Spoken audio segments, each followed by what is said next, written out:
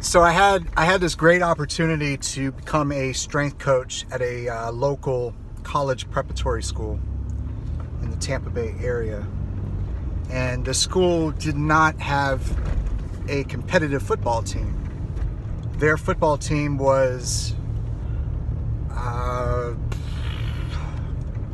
made up of a bunch of chess players and baseball players and basketball players. So a close family friend of mine, and I've worked with him in the past, was a retired Tampa Bay Buccaneer who was asked to be the head football coach. So he asked me if I would be his strength coach because he knows me and he knows my education and stuff. Absolutely.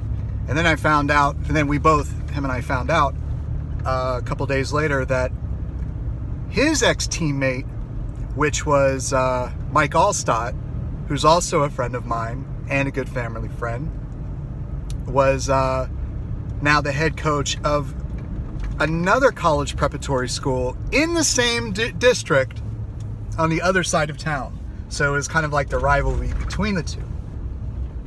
I come in and he, the head coach says, his name's Dave Moore. He was the tight end for the Tampa Bay Bucks.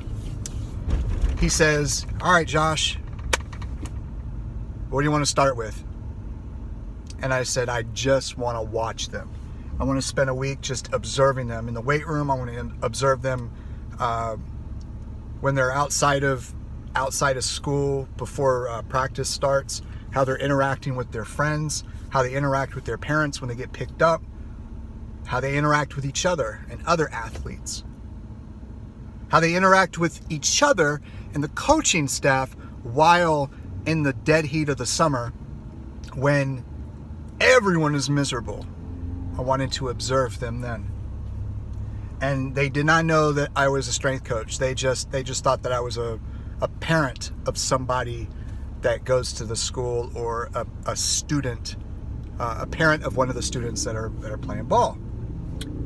I then went to the coach and I said, my biggest concern is more attitude, not athletic ability, because they already have, majority of them have the athletic ability, but that's not really what I'm worried about developing. It's more of the psychology of competition and facing adversity. So we were going on our first game, and it was against that other school. So the press coverage was big. All the news outlets were covering it. ESPN even covered it. It was like, it was the most, it was very chaotic. We go out, before we go out to the field, I was telling the players about this story about, I think it was the 76 Lakers. And they lost pretty much the entire season. I don't remember how many games there are in NBA, but they lost majority of the season. So the coach, the head coach and the assistant coach and all the position-specific coaches, they all got into this emergency meeting that the head coach called, and the head coach basically asked the other coaches, what are all the different variables that make up the athlete?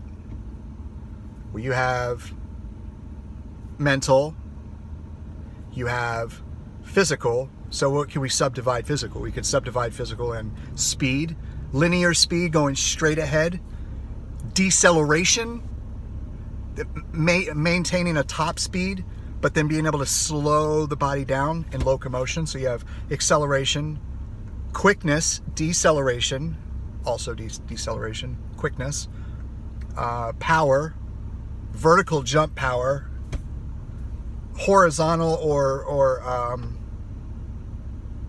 you can go basically change of direction, a perpendicular explosion. You have hand-eye coordination. So all these different things that make up the athlete. So let's say that there was 9 different variables that made up the athlete. The head coach says, we are going to draft out a contract for the players and have them sign it. The beginning of the season, or before the season starts, in their off season, we're going to make them sign a a declaration that they will improve in their off season only 1% in all areas that make up the athlete's athletic ability. So you think to yourself, 1%? I mean, shoot, I know I've been slacking in this one area, so if I put in 100% focus, man, I can get like 175% improvement. No, 1%. 1% in my vert, my 1% of my quickness, 1% of my top end speed and my deceleration, I can get at least 20% improvement. No, just 1%. That's it. So we gave examples. So if a person's 40-yard dash was 4.87 seconds, which is pretty fast. To improve it 1%,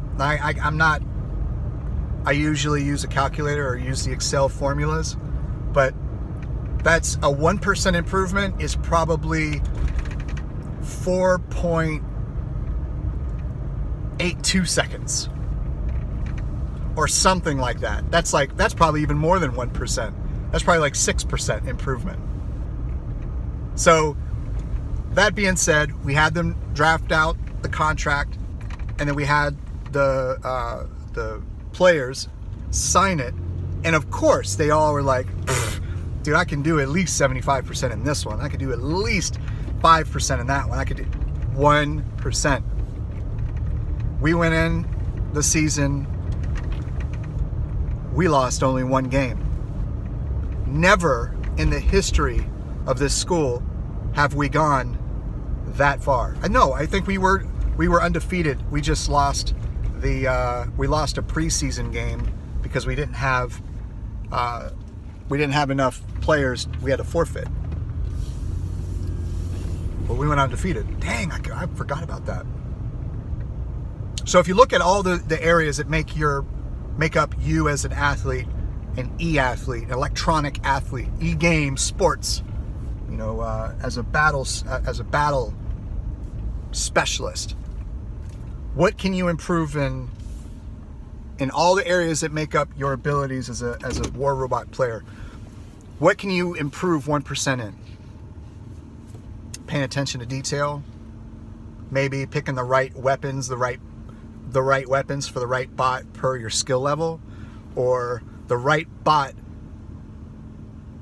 for brawling, or the right bot for long range, or having a balanced hanger, or being a little bit more aggressive, or being a little bit less aggressive. Where do you function the highest at?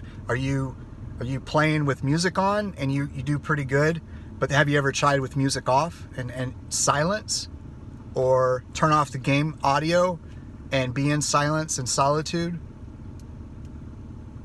Where do you play? Do you play, in a closet? Do you play on a park bench, in an elevator, on an airplane, on a bridge, in your car? Are those the best places for you to play to get a favorable outcome or a desired outcome? So think about all those different things. And when it comes to life, going back to the life wheel that I was talking about the other day on the live stream, look at your life and all the different variables.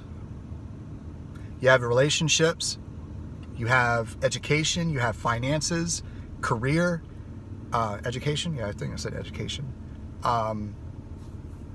Mental health, psychological, emotional health, rest and recovery, hydration, nutrition, like all those different areas. If you improve 1% in, ooh, you are a baller. Shot collar, 20-inch rims on the Toyota.